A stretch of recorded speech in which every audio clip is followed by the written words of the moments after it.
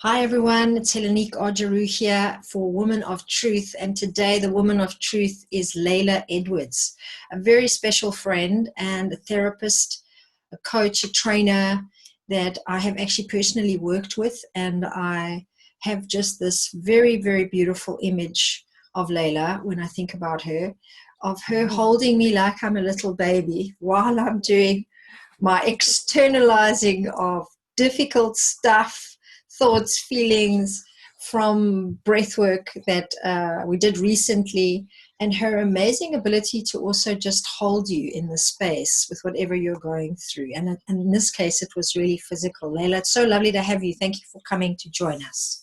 It's so nice to see you there, because I've seen you very soon here, where I'm sitting in this balcony. Very nice.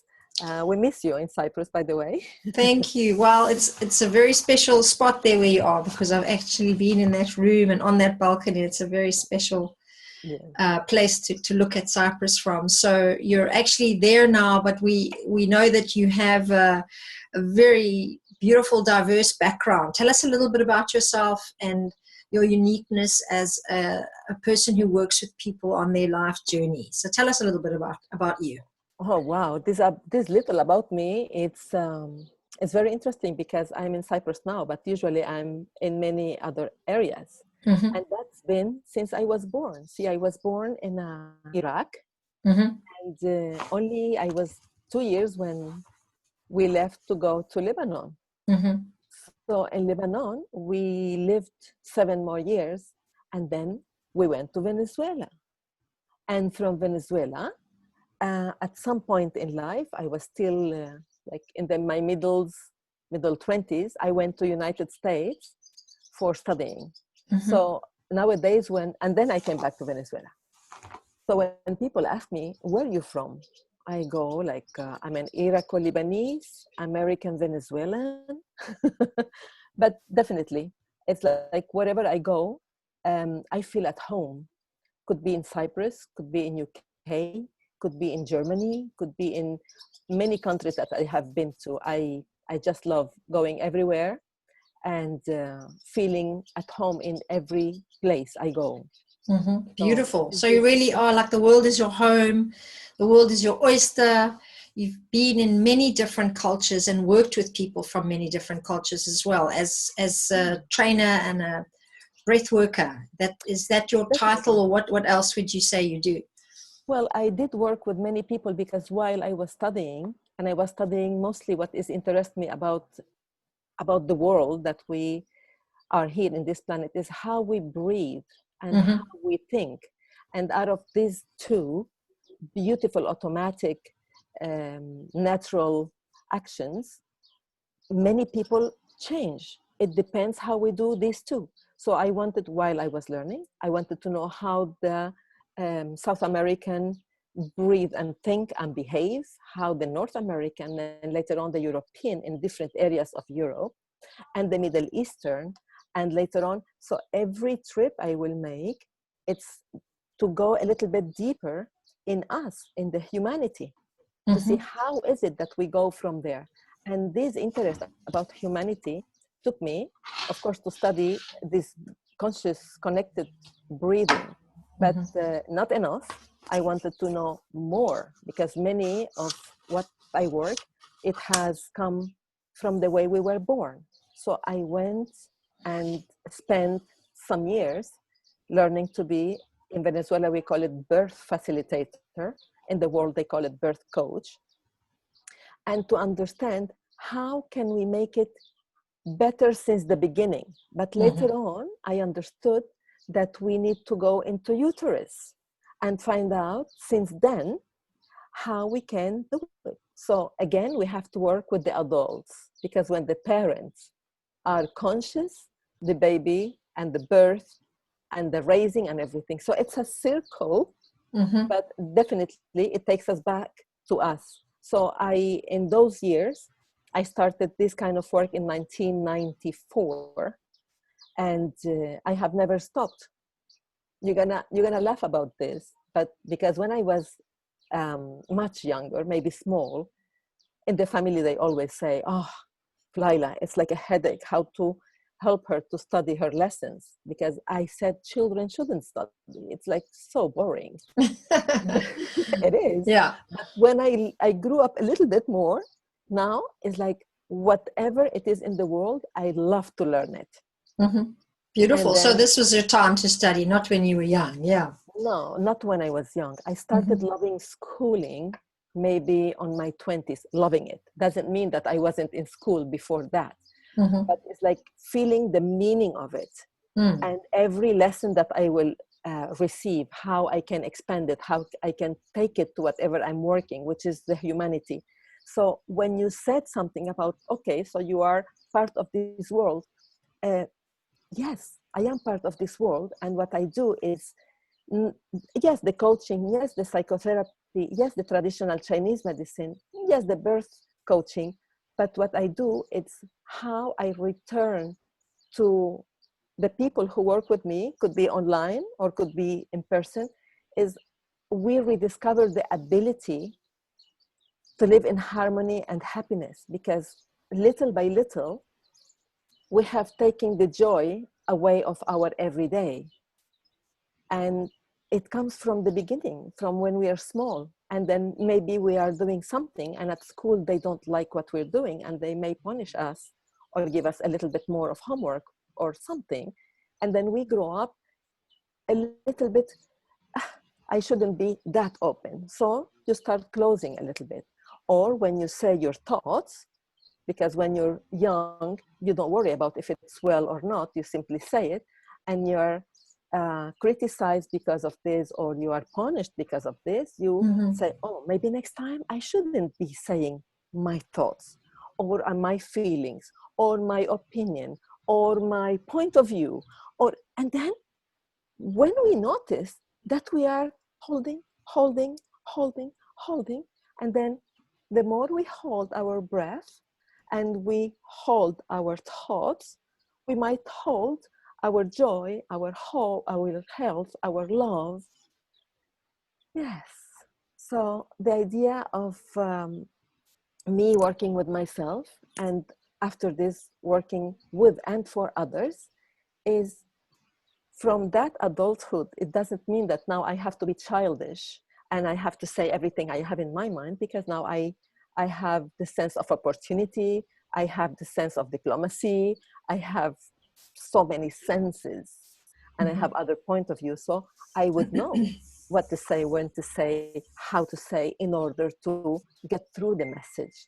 Yeah. And when we get to meet a little bit how the people think, so how the people behave, I cannot give you a message that other person that have not your way of living will understand it the same way. So if I know, I can, with my own truth, adapt it to each person. Doesn't matter the age, the country, the language. I don't know so many languages, only maybe 3 good ones that I can work with: Mm-hmm. the English, the Spanish, and the Arabic.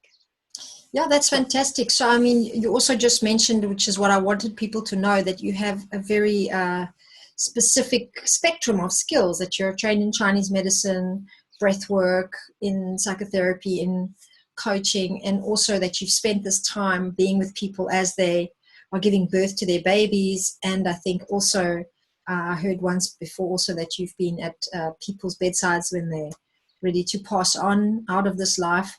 And also, I know you're a dancer, and so you explaining so beautifully to us that there's so many ways that you can connect into the human spirit and offer a way for people to come back into harmony. How did this all uncover itself for you? What was a big breakthrough for you, Layla, in your life, where you realized this is a life-changing experience, and it probably taught you something very profound about life? Do you remember any breakthrough moment that you can share with us? well, I can tell you, because it's like every change, it's a breakthrough. But Mm-hmm. I wouldn't notice that when I was little, because the changes were like in our everyday life, and I Yeah. thought that was normal. Yeah. But it's not so normal to change so much since the Okay. beginning. Yeah, because if, for example, my first change, it was like my father died before I was born. So Wow. Yeah. to come to the world was very recent. He died maybe 3 months or 3.5 months before. Mm-hmm. I was born in September. He left in April.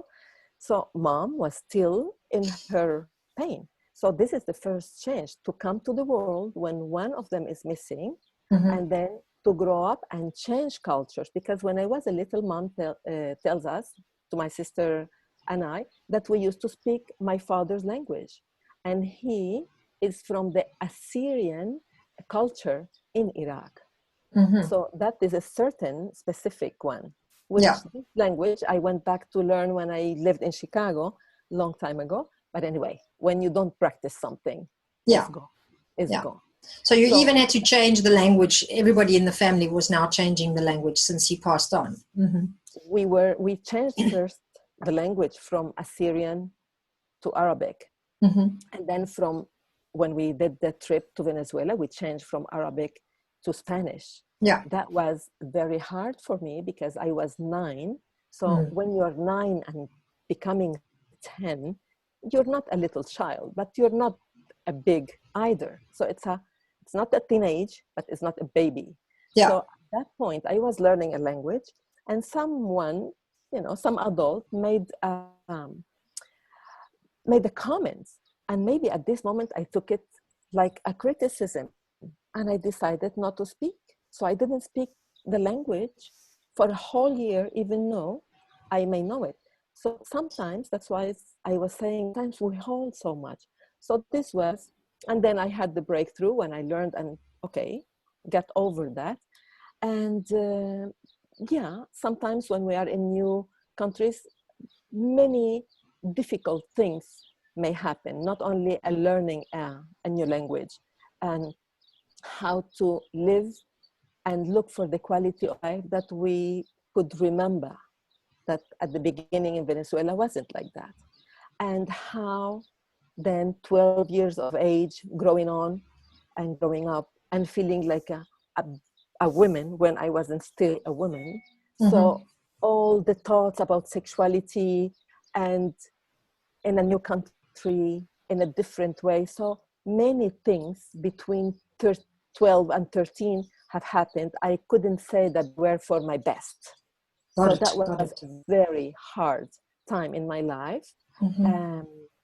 which took me to starting working on myself later on, Yeah. So you 16, 17. yeah. So you started working even in your teenage years on yourself. I had to, because it Yeah. was really complex what went on in my life in those ages.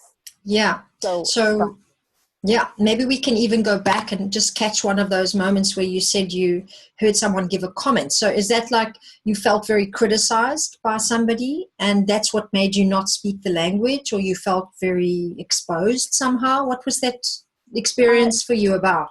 that experience is like, I felt it like mocking, like Aha. making, and because I was 9, so if it was smaller, maybe I wouldn't understand it. Yeah. So some Maybe kind it of was cruelty, really. Mm-hmm. maybe it was my impression. Mm-hmm. Maybe I'm vulnerable because we just arrived from another country and I'm still not adapting. Yes. Maybe nowadays, when I have this kind of cases, we go through them and we find out what are the thoughts, what emotion accompany the thoughts, what action accompany the thoughts. So when I work with others about something similar, they don't take a whole year to get out of it. Mm-hmm. Mm-hmm. It Wonderful. takes And much less. it takes much less time. Much So, less. so what do you think you learned about life at that moment, or the year later, like not speaking for a year and then finally having the courage or deciding that you would explore the language and adjust into this new culture, given that your life was so difficult and full of so much change? What did you learn in that experience, do Well, you think? I could say that I learned how to grow up quicker then. Okay. So I would be behaving like big people, but in Mm-hmm. my short age. Right. But that wasn't nice at all, because I could have became very serious later on, very silent later on. And nowadays I am like I used to be before that decision. So I am open again, I am happy again, not now. It's been Yeah. like maybe 30 years ago or something, whenever, or more. In my 30s, 32, I am now 55. Yeah, just about 20 some years, that I rediscovered myself and my truth of women, young women Yeah. at that age, and I could be open back to the world. There is no more secrets, and then all the things that secrets are very strong for us, not Hmm. only women, everybody. Of And course. Yeah. yeah, and secrets can take us to very complex uh, way of thinking, and to some people can take them to these panic attacks that are so many of them nowadays, or take them to anxiety. And secrets we need to work very often. And I don't, I could say uniqueness, or maybe not uniqueness, but when I'm working with someone, we usually want to check where there is a secret. Sometimes we don't know that we are holding one. Holding And there is something. a Yeah. certain, yeah, there is not only an evaluation, but there are questionnaires, there are different ways to go into, not for me to know, it's for the person to remember that at some point in life we hit something, and we don't need to hide it anymore from ourselves. Of course, we are not going now to say it or to write it in the newspapers. It's nobody's business. But I have to be truth with self in order to open the bud to flower. Because Hmm. if not, I am a precious but still closed, Yeah. and it's not good for myself. So I need to go into my own truth And and I, just yeah. avoid. And this happens to 19 years old women, 50, 80, 10. So Is we not can the all be carrying secrets for years and not really even realize. And you, at that young age, I think when you said you were about 9, you sort of held yourself in that bud stage for a year, and then opened and started learning the language and started to trust that maybe you can go beyond that. So I can get that that was your wisdom. That was something that you learned about life, to actually grow up quickly and to have to take some risks, even when some people are mocking you or not treating you well. Somehow you find this courage. And your 8-year-old self, that was just a year before that, was believing the world was a certain way. What would you tell that part of yourself as an adult woman now, knowing what you know? From my age, it wasn't very easy. My age, I had a strong accident. Oh, really? Oh, Wow. very accident. I wasn't a very quiet little girl. I Okay. was many people say I was very naughty, and even I may have some conditions that back then we didn't know those conditions, when a person cannot be quiet in one place. He Mm-hmm. just has to be all over the places. Yeah. So, yeah. So, yeah. But anyway, from my childhood, what I have recovered, it's like the trust, the Mm-hmm. openness, the courage to just let myself, it's like maybe off an airplane and just feel later on the 1 minute of free fall, and then the parachute will open. Yeah. It is like we, we can do that. Wow. So you got We to can. really open out and reclaim a lot of things that you didn't have at that time. And is there any advice you'd be able to give yourself at that age, knowing what you know now as an older woman? Definitely. It's like, even if you don't trust everybody, Mm-hmm. go and find at least one person, and don't hold it for yourself. One person. Beautiful. Yeah. Beautiful. So find one person to trust. One. And from there, when practice, and then you can open up, as we say, you flower, because the Mm-hmm. bud is there, and all the potency that we have is there. When we start breathing a little bit bigger, a little bit fuller, Mm-hmm. we have everything much fuller. And the situations, well, nowadays it's different. I'm hardly stressed. I know I'm gonna get it. I know I'll be there on time. I I know how to work with my weight. I know how to relax. I know how to catch my happiness. It's like this knowing. It's amazing. Children know that, but Mm. they lose it when they start growing up.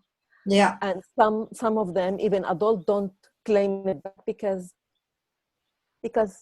they don't find that one person, and from there. So what I encourage is like, This could be a coach, could be a psychologist, could be a psychotherapist, could be your best friend. Even though I will open here clicks that best friends may not have all the tools, but they're fine to start with. Yeah. And when the best friends are really good friends, they'll tell you, oh, you know what? It's nice if you go to someone that knows a little bit more than I do. Yeah. So this is a very good best friend. So you would give this advice of really being able to trust one person, find one person to be able to branch out.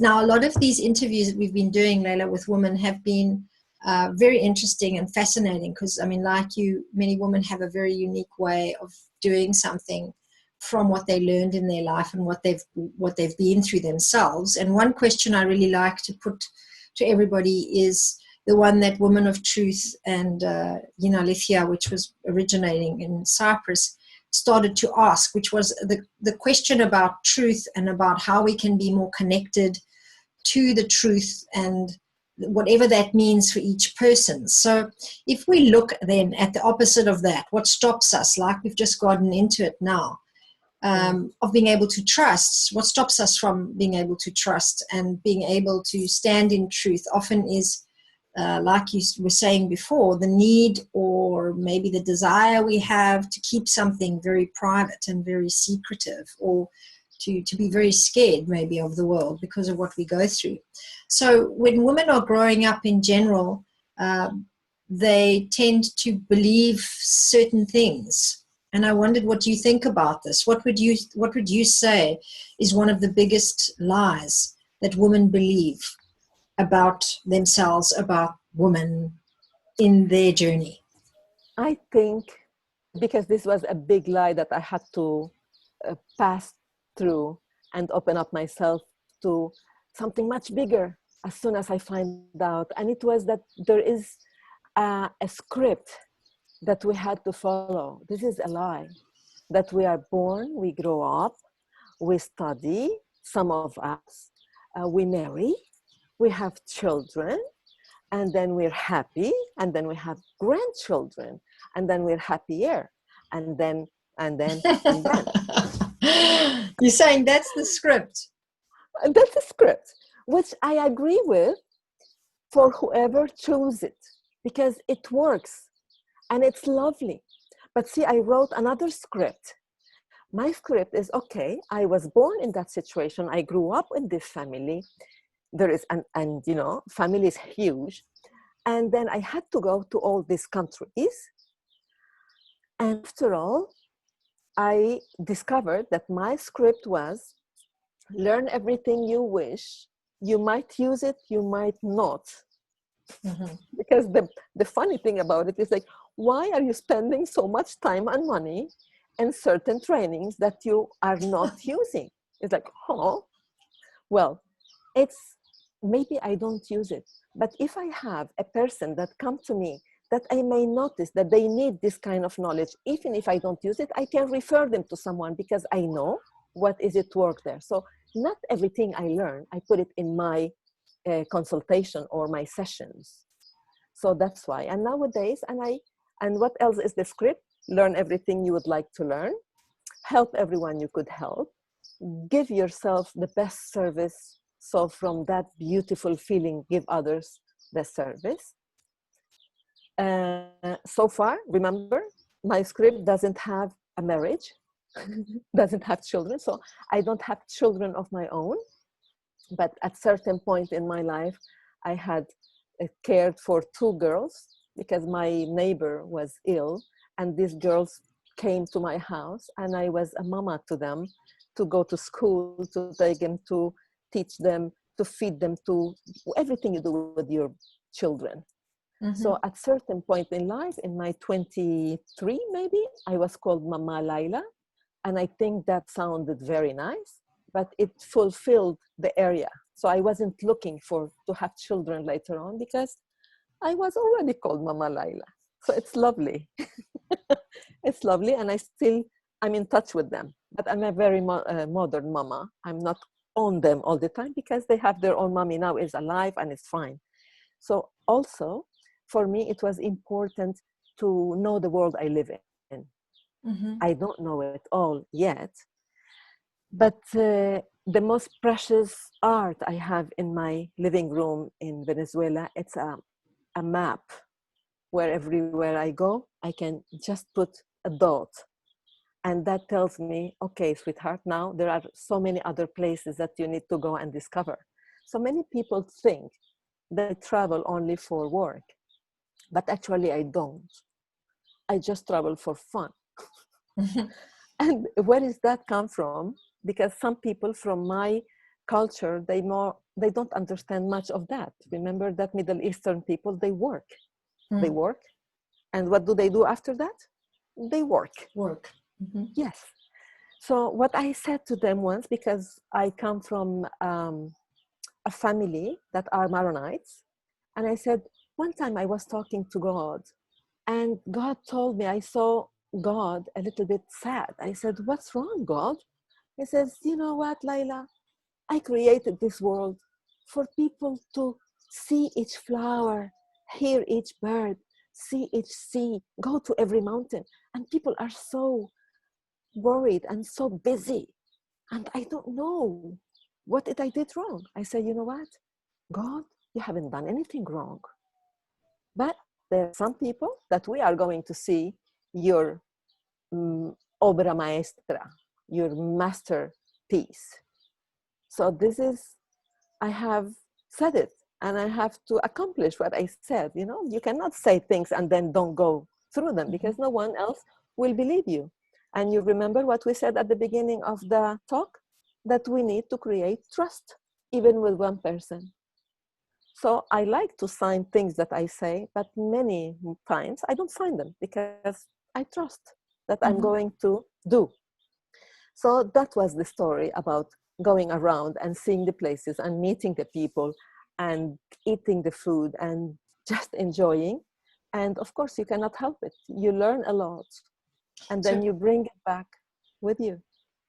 being really connected to God and being in a state of admiration for what the world has and what the world brings, and being able to explore that has been very important for you. You even have little map where you're marking each spot that you've come into contact with, and it's really special to know that there's also uh, a very strong teaching in what you've just said about being able to design your own plan for your life, your own script, and not to have You to follow. also, And I think a lot of people do suffer very much from feeling like they're not doing what everyone expects from them, and especially women who I know many who feel very disappointed after being married with the children, and they don't find themselves happy and they feel very confused by that. So it's really nice to hear you giving everybody permission and being the embodiment of that. So, you know, your sister, Viola Edwards, and I have a very strong, long-standing relationship, and now with you, we've become very good friends. And together with her and many other women around the world, there are so many different movements happening. And I know in the way that you're working and many women are working, we are all contributing, I think, as women in our own unique way to what I think is a kind of awakening in women at the moment. What do you think about all of this, about women being more involved in creating their own life script, in being able to make decisions, to be in politics, to be in whatever profession they like, to be able to have more freedom and more access? What do you think about this whole women's movement that's going on at the moment? it's so huge that at some point I found myself saying, hey, I love our movement, but at some point we are not even mentioning men and we still enjoy men beside us. Mm-hmm. So many of our work invites youth, but I am very happy for the areas where women hasn't been not open themselves. I think women have been wise all their life. But again, because there was a script and because we believed it, Mm-hmm. okay? So what we can do is like, we have a script and we can have a life in this script and beside it. So all this movement of women, yes, let's do it. Many women are changing, Mm-hmm. but I would say we don't need even to change. We just need to open the bud, because Beautiful. Mm-hmm. all the colors are there, all the beauty is there. And I'm a lover of flowers. So, and I see that we are one. Each being is a flower. And after we do, and we are encouraged, each and every woman to open up and just show whoever she is. And this doesn't mean that you need to get away from your family. Sometimes you have it even stronger, because your children can help you, your husband can help you, or your parents can help you. Because sometimes we say, oh, I take care of my parents and I have no time for all this women stuff. Mm-hmm. It's not women's stuff. It's an opportunity for all of us, and it's teaching us, it's taking us from the hand how to be me while I'm being a mother, how to enjoy my life and travel while I was living with my mom that had so many conditions, that she passed away in May 2016. That I miss her and I love her so much, but I am happy for her and for me, because we always were, each one of us, mother and daughter, but we were free to do. So she could be free going on her visiting, and I can be free learning and teaching and traveling and expanding.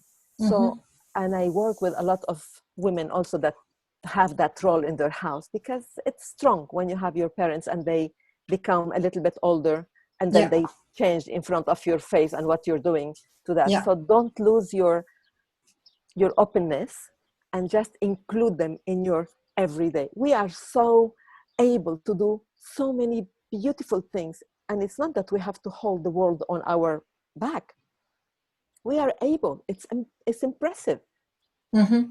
Wonderful, again, to just hear how expansive we can be if we just also don't forget about our own growth. So even women at home, women who've had to be caregivers for their parents. I know you were telling us right now that you spent a lot of time, a lot of years looking after your mother and being very close to her. She was like a priority, but you still found the way. And so to all the women watching, letting them know, and I'm letting you know too, ladies, that it's so important to know that there are examples like Layla around, and people all over the world that are needing to take care of someone, or even parents, children. And it still means, maybe even more so, that we need to nurture ourselves as women, no matter what our roles are and what our responsibilities and priorities are. And this women's movement, Layla, you're saying, is like a way for women to also get given the tools to be able to develop and grow and expand. And we should be including men, and we should not stop talking about men, and finding ways to include that as well, because it's so important to Yeah, be able to have these conscious conversations they eventually are a with great men as help. well. Yeah, yeah, They are a great help. absolutely. So what is for you the most exciting project you've got going on? What are you most passionate about in your life right now? I know you've moved Wow. from Venezuela. You're a bit more in Europe now. So what are you working with? What are you dealing with Well, now? not totally. Every time I write something, I said, in these moments, Mm-hmm. I am in here. And in these moments, I am there. So Okay, I take the life step at a time, got it. even though I have a great vision. Oh, The vision, it's my rope, and we mm-hmm. go to it. It's like I see a beautiful destiny, because I'm living 1 minute at a time. Mm-hmm. And my great passion now is we're creating a beautiful, and I will go back to what I work in. I work in circles. Yeah. Mm-hmm. So I like to open circles and close the circles and feel like satisfied and fulfilled with each circle. So Mm-hmm. those circles, what they do is like they are all closed. I don't have to have open circles, because this will swallow me. This is a circle, and if it's closed, you can bounce on it. But if Mm-hmm. it's open, it can swallow you. You don't want that. So we all want to close our circles. Okay. So the passion that I am living now, we are closing circles. So I'm giving trainings. I am learning some more to go into maybe more digital things. That doesn't matter what age we are, we can still learn beautiful from young people that they can teach us. Mm-hmm. And yeah, it's training to go back to our conscious and connected breathing, and to our expanding thoughts, because this is how we started, and those are the ones that are going to help us to have a thought and to give it the air. In Spanish we say aliento. It's like, wow, it's more than breath. It's like the breath of life.